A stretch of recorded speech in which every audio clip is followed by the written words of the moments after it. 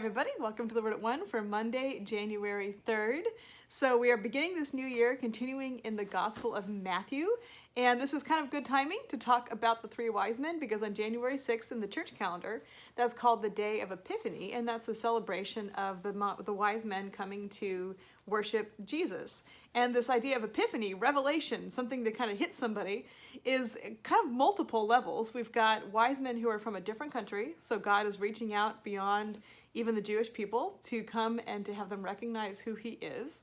They are people who look at the supernatural, but they are also people who look at the natural. They look at things like stars. They look at these different signs that something big has happened. And we're going to talk this week about worship and the idea that worship can be a negative. So it can be something that like you're focused on it, you're obsessed with it, you're kind of consumed with something, and that can be a negative thing if it's something that's not godly and of God. But worship in terms of adoration, consumed, just focused on who God is and what he's doing is something that we are made to do. And these Magi from the East, they were created to do that even before they understood what they were created for.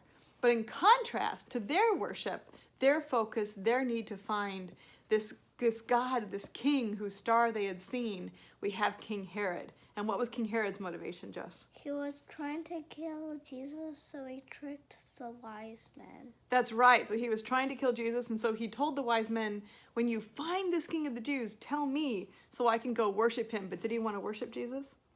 No. No, he didn't want to worship Jesus. He wanted to destroy Jesus because he was concerned about his power being taken away. So his worship was not the worship that God calls us to. His worship was one of deception, and it was an evil motivation of worship. You're right. It was an evil motivation of worship.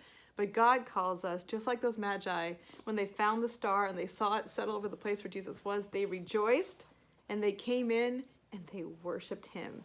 They wanted to know who he was, be consumed with who he was, adore him in every way, bring him everything that they had, because they were so glad to have finally found Jesus Christ, the King of the Jews. And that is the first step of worship, that joy that we have found who Jesus is. And not the other type of worship where we use what we know and we use what our authority is or our power, what we think our authority is or power, to cause destruction and to get in the way of what Jesus is doing. We want to be working with him, right? Mm-hmm. Right. See you all tomorrow.